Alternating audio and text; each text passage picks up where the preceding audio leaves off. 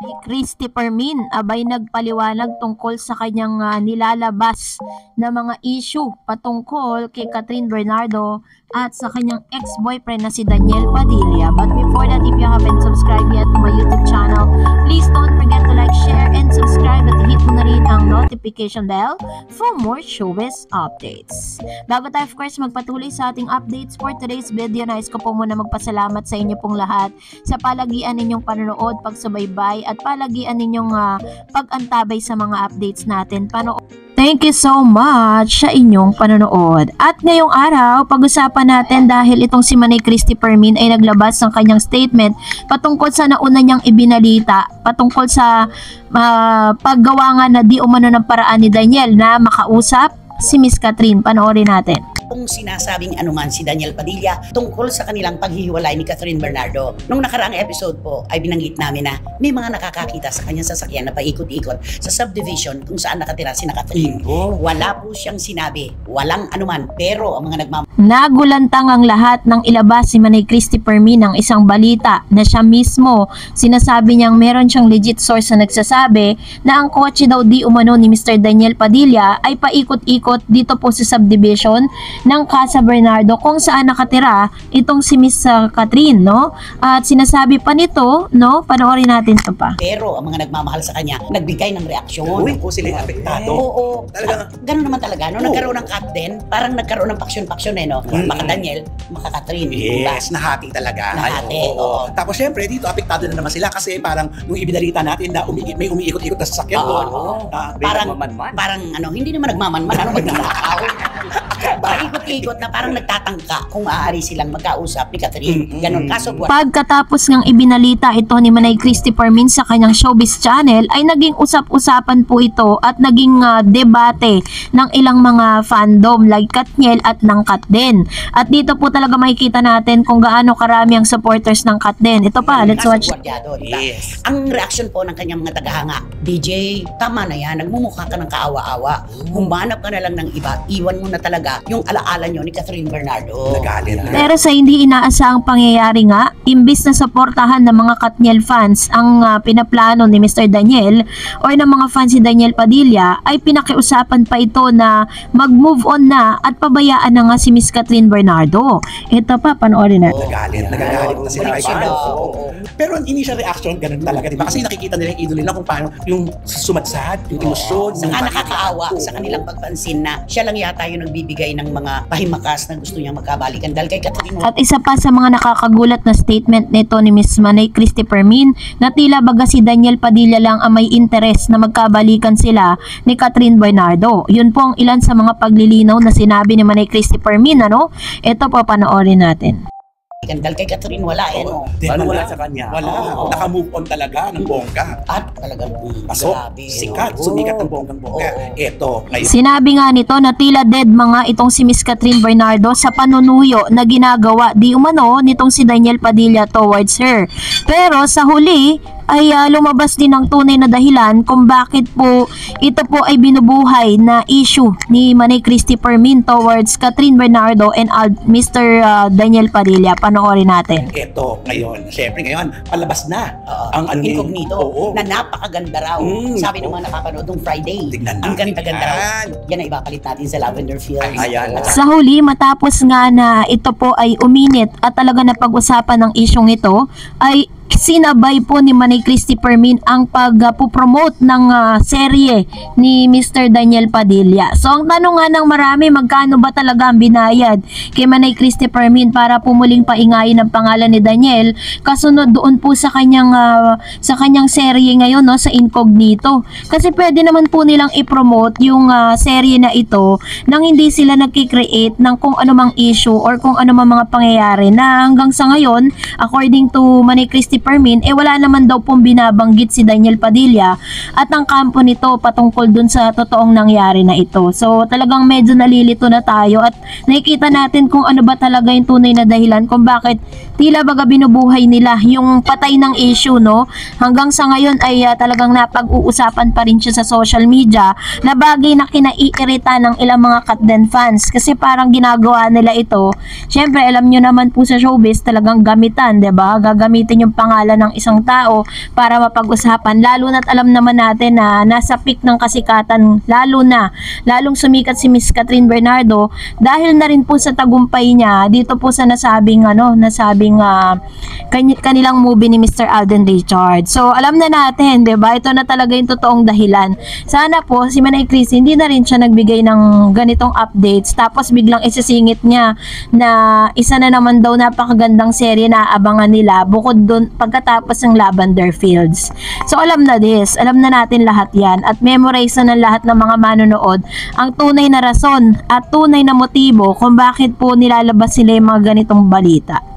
Ay nako, magbasa na lang tayo ng mga komento at reaction po ninyo patungkol naman sa ating latest updates. Unahin natin si Serenato Science. Sabi niya, with regards to Kim Pao movie, wag na munang tignan ang HLA total gross sales, 2 billion is super big.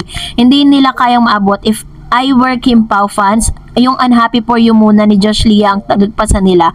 Baka mahirapan pa ang movie ng Kim Pao. Wag na ang HLA. Sunod pa nila lagpasan ang Breadwinner ni Vice Ganda. Pag ito dalawa movie na to, nabanggit, kontento. Sabi niya, kontento na daw na sila na kikitain ng movie dahil ang HLA ay iba level yung magaling si Kim at Paulo. Nalaki ang fanbase ng Kim Pao pero hindi yun ang sukatan. Ang Katden, merong kasya, wala ang Kim Pao, wala, that's facts. Which is very true, no? Tama yung sinabi ni Seren. Bago nila pangarapin na maabot yung highest top grossing film of all time na Hello Love Again, lagpasan muna nila yung kinita po ng ng Josh Lia, yung Unhappy For You na 500 millions yon. Lagpasan muna nila yon. Doon muna sila kasi pag po tinignan nila yung naging effect or yung naging resulta nung nasabing movie ng Katden, talaga mapipressure talaga sila, 'di ba?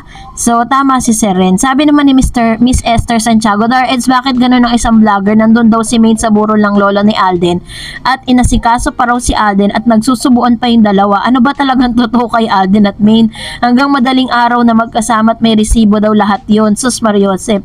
Dapat po, yung mga ganon, di nyo pinagpapapansin. Sino po ba nagsabi nun? Si Destiny. Tsaka yung kampo niya, si Mila Baluyot. Yan, isa yan sa mga nagpapakalat na mga ganyan. Nung time na may patay or meron pong burol na lolo ni Mr. Alden Richards, si Maine Mendoza po nasa ibang bansa, nag-i-enjoy po siya sa snow kasama si Arjo at Taide. Paano naman mangyayari yun? And sabi ni Sir Ren, hi Miss Dareds, this is what trying to hold all along. And napatweet ako tungkol dito, told you all, haha, kagaya nung nasabi ko, unbothered ako, at sa tuwing may nababasa sa ibon, lilipat agad ako sa clock pang refresh ang mind ko. Ayan, so ito naman yung kanyang komento with regards to this. Ano ba yung clock na yun para at least makapasok din ako sa dyan?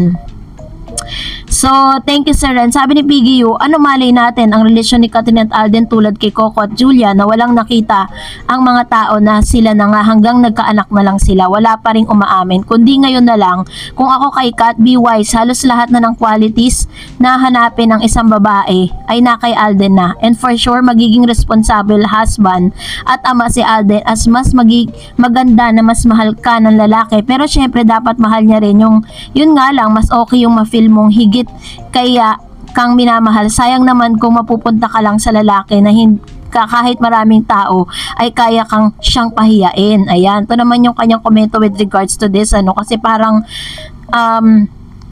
may utak naman na si Catherine at meron na siyang sariling desisyon and she's on the right age na, 'di ba? Para makapag-isip, para po makapag-decide. Nandun na siya sa punto ng buhay niya na yun. Kailangan lang talaga niya maging wise. 'Di ba? Kung talagang gusto niyang balikan yung mga nakaraan, whatever it is. So, let it be. Siya po ang magde-decide niyan. Siya rin po, buhay niya naman yan. Pero nandito lang tayo para po sumuporta sa kanya. At kung ano man yung magiging desisyon niya in the future, siya na yun. Hindi na tayo pasok doon. And sabi ni Miss Jewelry Pahut, sabi niya, Hindi ako naniniwala na walang relasyon ng Kat din. Gusto lang nilang private tulad ni Coco Jul at Julia. Never nilang inamin na may relasyon sila kahit meron ng ebidensya, meron silang anak. Kasi nga, ayaw nilang maraming nakikialam. Natuto na si Kat sa past relationship niya. Kaya kung totoong concern at tunay niyang mahal ang Kat din, then respeto natin ang desisyon nila. Salamat Miss Taren sa pag-update mo lagi about Kat din.